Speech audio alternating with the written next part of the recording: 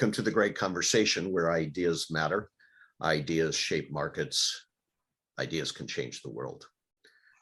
A while back, we had a senior security executive director of security, safety, and emergency management on at one of the largest hospitals in the country.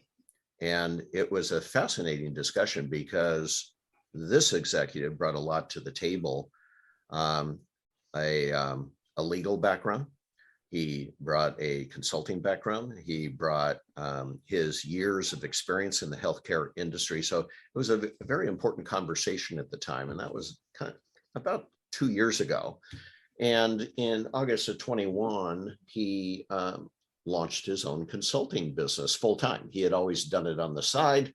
But he went out and joined the ranks of people like me who are running their own business. And I've appropriately always stalked my old relationships to see what they're up to. And I touched base with him the other day because he was going to go to IAHSS's event.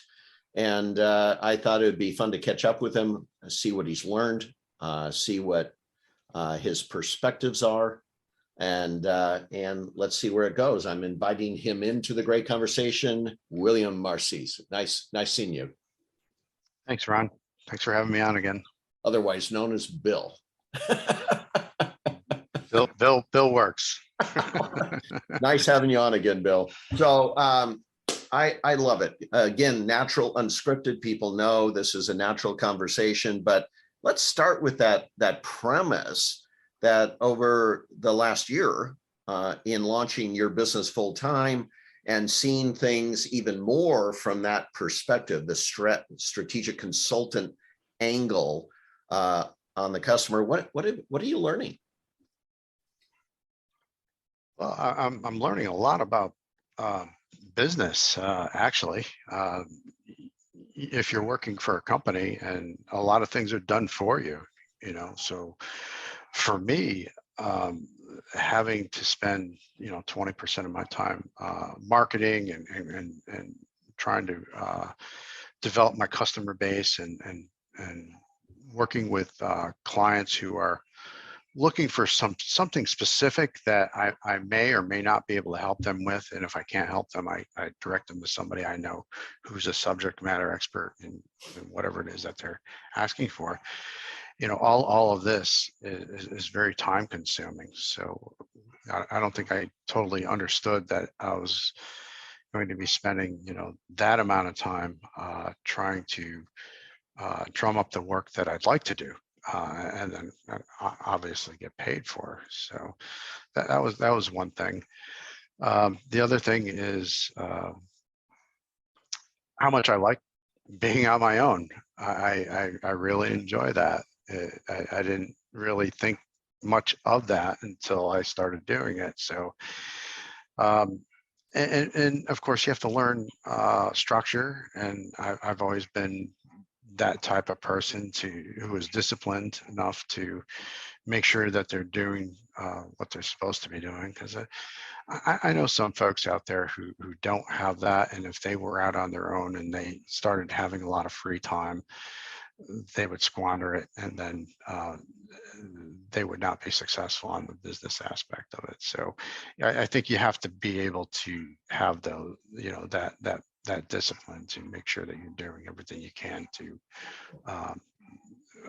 work your business. So if you're not doing the work, you're marketing or you're speaking to people, or you're doing something to get more work. So I guess that's what it's about. If I drew a pie chart of where your revenue comes from as a company, what percentage of it is coming from, you testify a lot, that's part of your income stream. You have your strategic consulting. Are there any more lines of business that generate revenue besides your strategic security management consulting and your witnessing on the stand? Yeah. Well, let's go back 5 years when I started the business on the side. So I had been working with a large healthcare system as their executive director of security. And I saw that I had a marketable skill set, and because I had been an attorney as well, I understood the law and how to strategize and facilitate casework and things like that. So um, so for the time I was with the hospital, I mainly did expert witness work because I found it very difficult to get away for a week to go out and do an assessment at a hospital somewhere. I could do smaller projects here and there. So my business model was more like about 95% doing forensic consulting or expert witness work, as it's called. And the other 5% was out there just doing straight up assessments and in the areas of security and workplace violence.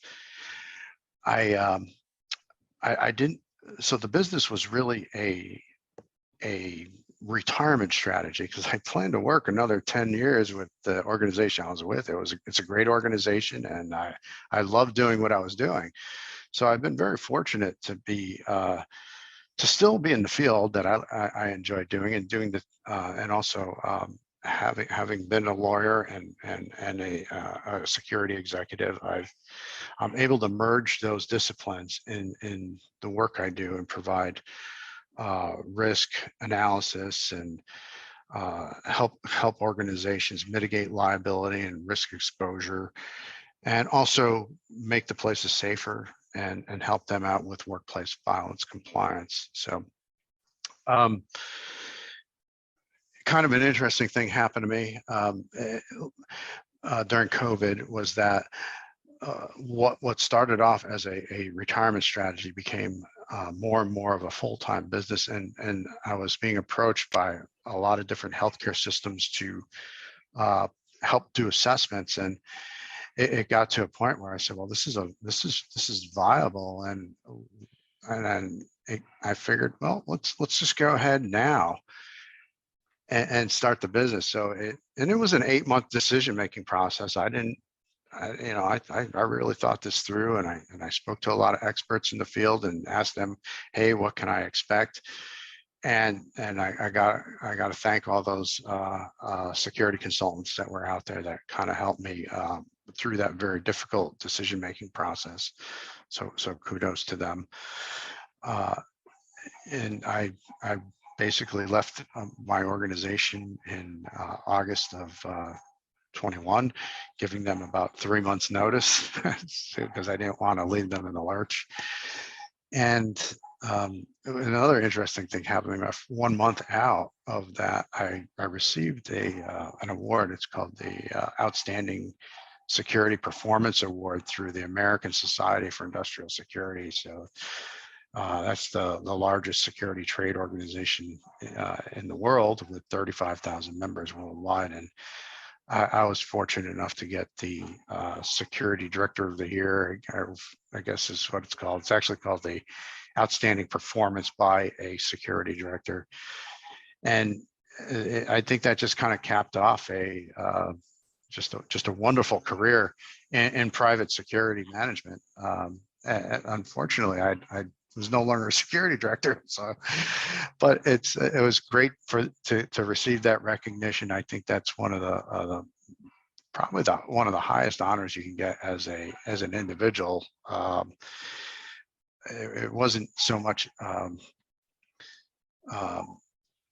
an individual accomplishment, but it was also a team accomplishment. Our hospital received the Lindbergh Bell Award, which was the most outstanding performance by a security team in 2019 through the International Association for Healthcare Security and Safety. And that was followed again by As Is the next year in 2020. We received our most outstanding award for security programs. So, these things are peer reviewed, and they're great accomplishments.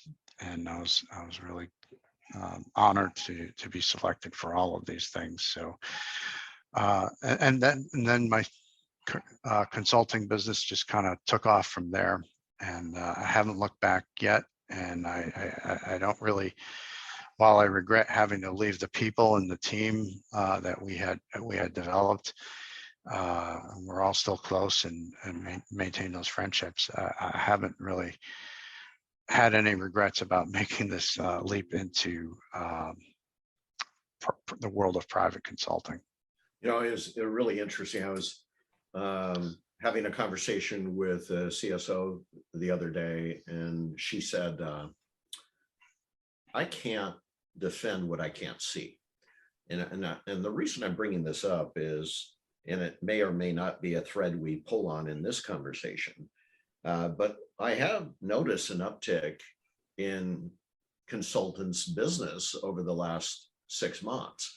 And that uptick seems to be around assessments. And let's just call out assessment so we can make sure what we're talking about here. Organizations are wanting to reframe security in light of everything that's happened. They want to reframe it. So they need somebody to come in and look at how people perform roles in a process using whatever tools you've given them to achieve organizational outcomes. Notice I said organizational outcomes, not just threats, not just risks, outcomes, right? And so you have two things you just mentioned. You just got an uptick in your assessment business. People are coming to you for more and more assessments. So it looks like, am I right or not, companies are reassessing security in the light of everything that's happened. Yeah, absolutely. So since I moved into consulting full time, as I said before, my business model was 95% of the forensic consulting and expert witness work, helping attorneys prosecute and defend their cases.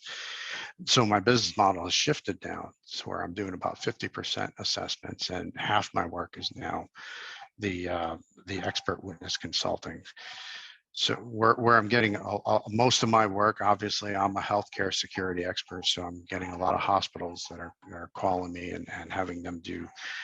Now there's a variety of types of assessments that you can do. So I tend to focus mainly on program assessments and helping large healthcare systems systematize their program to gain efficiencies, eliminate redundancies, and like I said, look at security globally to eliminate or marginalize exposure and liability. So to do that, you have to understand security has really 5 separate components to it. So any security program, so whether you're a large healthcare system like Kaiser Permanente or HCA or AdventHealth, or whether you're a small hospital in some rural area where your security team is really just your maintenance guy, and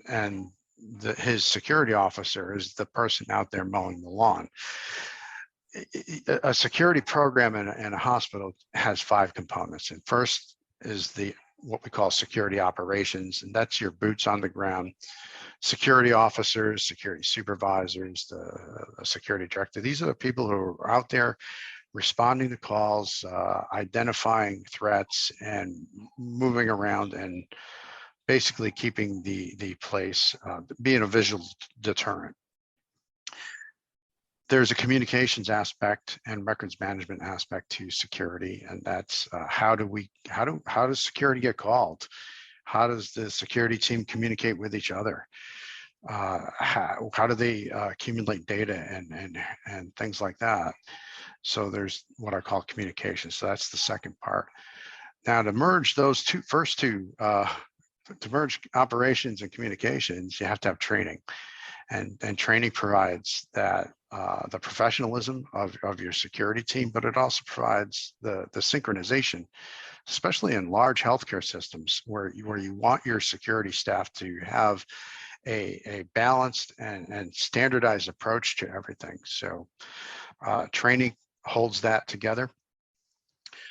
One of the most expensive components of providing security is what we call physical security or security technology. And those are, that's your access control systems, your CCTV, duress alarms, and you can get into now artificial intelligence, facial recognition, um, license plate recognition, and another area I specialize in is body cameras, which kind of is a great way to de-escalate violence and document. And I think we've talked about that before. You could even redefine your culture in terms of accountability, and in the process de-escalate workplace violence by implementing those tools. The final component, which people don't sometimes don't understand, or they don't resource it, is investigations. Security investigations in healthcare or in any other business, if you have a skilled and trained investigator on your staff, they pay for themselves and beyond. So the healthcare system I was with, we staffed 2 full-time investigators. On average, each year they recovered property to the value of about $500,000 a year. So that was either computers or equipment or patients' belongings or employees' cell phones and things like that, that we actually caught the people who took those items and then got that property back and returned it. So the organization was not out those assets. On the other side of the coin, what the investigators also did is they provided a value add on top of the paying for their own salaries and benefits, and that they supported risk management, they supported human resources, administration, in conducting investigations. They also helped the pharmacy with drug diversion cases, and legal and other entities doing due diligence type work. The third component was that the investigators, we also trained them to be professional threat assessment people, so that we were able to conduct and have a fairly robust threat management team. They supported our multidisciplinary threat management teams, and I talk about that in other forums, where in hospitals you want to train your security management people, your risk management people, your HR people, legal and administration, on how to manage a threat so that it has as little disruption to your business continuity and makes people, and it makes the environment a lot safer. So the investigators do a lot of the legwork in supporting the threat management team. If not, in our case, we actually had them running a lot of the threats themselves. So those are the 5 areas of security. And when I come in and I do an assessment, I tend to really just focus in on those items and other items that people want. Workplace violence is another area of my expertise. I come in and I help organizations ensure that they are doing the things to keep people safe, but also make sure that there's a compliance to it. I just wrote an article on the Joint Commission's new workplace violence requirements. That you can find that on my LinkedIn site. That those new Joint Commission requirements just came out in January of this year, 2022. And it really adds some accountability to hospital administration, and you really need to understand what the Joint Commission is trying to accomplish. And throughout this year, I've been helping another organization develop a very sophisticated workplace violence prevention program, utilizing the constructs of those Joint Commission requirements. So very important, but that's really my business model, and that's what I do. And it's been very fulfilling to do all that. Well, yeah, the name of your firm is Strategic Security Management Consulting. And,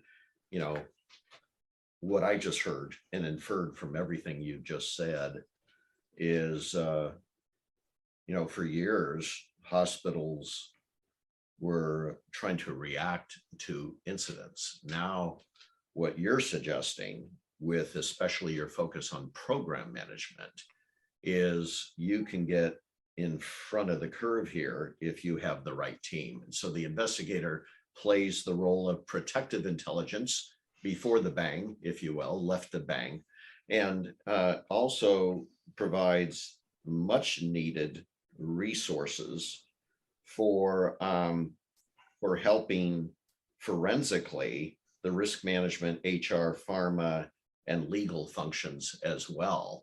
But they can't do that without good executive leadership in security and safety, valuing the integration of that data and moving it through technology to real time, because this isn't an analog world anymore. Am I reading that right? Yes, absolutely. There's, it's not a new concept, but it's gaining a lot of traction. It's called enterprise security risk management, and I think it's essential. And you'll see a lot of organizations have now embraced security as part of their business plan, and really focusing some resourcing into that and hiring skilled security experts to manage their security program. So I think that is the real, it's I won't call it the next curve because it's already happening, but that's what I strongly suggest, particularly in the healthcare area where workplace violence is it's really getting out of control. I haven't run across any hospital or security director who's told me, yeah, our workplace violence is decreasing. It's not.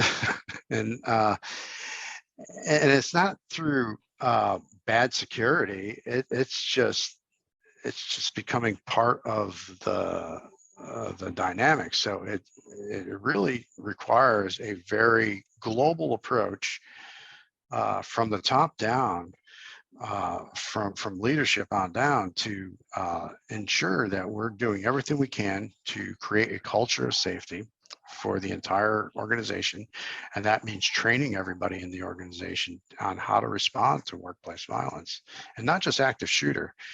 I'm talking, 99.9% of all workplace violence in a hospital is not active shooter. Yeah, I see a lot of security programs out there that seems to be the primary focus, and that's just a response to fear. And so you'll have these security managers or hospital administrators, and they're always trying to address that fear instead of the clear and present danger, which is the verbal abuse, the nurses getting attacked and threatened in the emergency rooms and throughout the rest of the organization. That's where all your funding and resourcing should be addressed. Not saying don't address active shooter. Yeah, you do need to do that too. Let's be very clear. You need training around that, and certainly a threat assessment team is probably the most effective tool to prevent active shooters. So, but that's really what I'm starting to see, and really, I think the crux of it is having administrative support and making sure that security is written into the business plan. Well, and the fact that in January of 2022, the Joint Commission, right? The Joint Commission, speaking to, like you said, the ears of the organizational executives of healthcare, is basically saying, we're holding you accountable now. So, there's a direct tie right there, to making that part of the business plan, I would imagine, if it isn't there already. And then, back to, you can't manage what you can't see. The fact that you're training your team to see, process, and communicate, that whole idea of the security culture, listening to the other aspects of the business. this was a profound conversation I had with Mark Reed, one of your peers in Los Angeles on the West Coast, who would constantly be asking his culture, nurses, ER people, and so forth, what it is that's keeping them from being effective. And you know, I remember the survey coming out saying, we're scared of the conversations we're having with our patients these days, and the patients and their relatives, right, or their friends, and they're scared. And he realizes there's a causal thing about how those conversations escalate and lead to violence. And he puts in a technology that actually detects those conversations and they're escalating, so he can get in front of the bang right before the incident occurs, which I thought was fascinating. Have you heard him talk on that subject? I know Mark very well, and he's certainly a leader in healthcare security, and I really do appreciate his contributions and his friendship. So yeah, I know I'm dialed into what Mark's doing out there, and I'm glad that's been very successful for him. Yeah, and it helps, you know, and that goes to one of the things that I keep saying to hospital administrators over and over again. Is I said, look, there's an unseen return on investment to making sure that your staff feel safe. Because if they don't feel safe, if somebody's afraid of coming to work, that's impacting your quality of care, and could lead to a medical malpractice claim, which is what I did as a lawyer. That's what I did. I was a med mal defense attorney in hospitals. If somebody's focus is not in the continuity of care that they're providing, that's when those critical errors occur. And so even though it's maybe it's not even a credible threat, folks who don't understand threats and what's real and what's not, that threat is real to them. So other people's perceptions are your reality as a security director. So and that's another thing I find with some security professionals out there is like, yeah, we evaluated the threat and it's not credible. We're moving on to something else because our time's not, you know, we don't have time to deal with it. Well, hold on, you know, sometimes you do need to do some hand holding here and explain the process and how you came to that conclusion, and make those people feel better, you know. I had another situation one time. I remember I was a young security manager, and a uniformed security officer, he kept getting called to the ER to deal with a difficult patient. And he said, I don't know why these nurses keep calling me. I said, every time I go there, the patient's fine. And I pulled the officer aside. I said, do you ever think that the reason why the patient's fine when you're there is because you're a big uniformed security officer and the nurse is not? and then the light bulb went on, and like, oh okay. But you know, it's, you have to, as a leader, you have to identify, you have to have situational awareness, and you know, communicate what might be obvious to you, that which is not obvious to others. So well, you know, just to wrap this up a little bit, I've often said in many of the conversations that we've published, I've often said, you know, I've quoted an old American philosopher from, you know, 100-something years ago, where he said, most people live lives of quiet desperation. And I quoted in the context of something that a lot of consultants are selling these days to the CEOs. CEOs realize that most of their people aren't engaged in the business. They just aren't. They into the purpose, the mission. They can't get them wired in, and that's hurting their productivity and all sorts of considerations. But our security profession can add safety and security to that too. There, these three things: safety, security, actively engaged in the mission of the business. Without those three things, you can't have civil society. You can't have great commerce. You can't take care of the customer. And I think what you bring as part of your strategic security management consulting is this more holistic thinking that this really is in and part of the business. Yes. So I worked in hospitals before I became an attorney, and then most of my practice was focused on representing hospitals. And in doing so, I had to learn the jobs of a ER nurse, a circulator in the OR, a radiologist, a physician, all of the positions in the healthcare spectrum of a hospital. In order to defend those claims, I had to learn their jobs. So when I went back into healthcare, I think I was able to connect on their level, because I understood what their job entailed and how they spent their day, where your average security director, he knows, but he, like I did, but just didn't get it. He just didn't have that. And so I was able to have empathy and help the organization through that.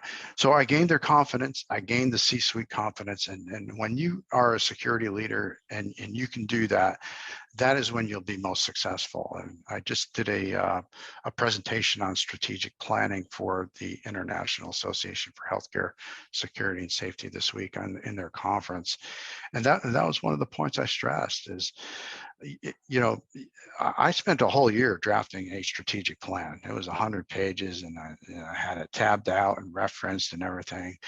Your average CEO is not going to read your 100-page report.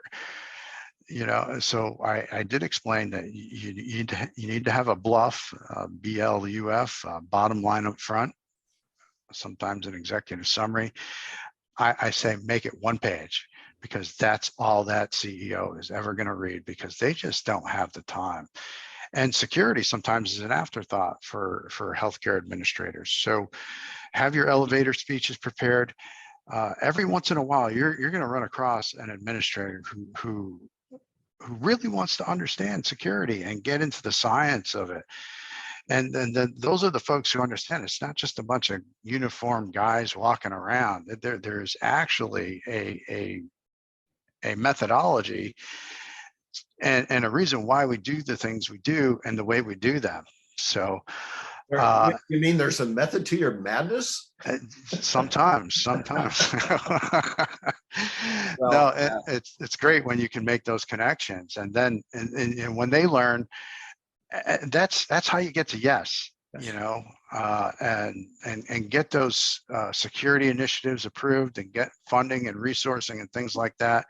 Remember, you're competing against other entities in your hospital or your business for dollars that the keepers of the plan would like to see go and invest into other areas that generate revenue. So you got to show how security doesn't necessarily generate revenue, but we can save a boatload of money and mitigate your risk if you like I said, let's not have that medical malpractice incident occur because the nurse is freaked out that somebody who made a threat yesterday is going to come into her unit and shoot her. This is why this has been a great catch-up and a great conversation with Bill Marcisz, because at the end of the day, we learn the 5 pillars of a strategic security program, the why behind the pillars, and quite frankly, how to articulate it to the executives who manage risk and opportunity in their businesses. Thank you, Bill, for a great conversation. No, thanks, Ron. It's always great to come in here and chat with you for a little while. Absolutely. We'll catch up again in another year and see where you're at. This has been a tremendous time of upheaval, but at the same time, with risk and complexity comes opportunity, and you're seizing the day on that. Thank you, Bill. Absolutely. Thank you.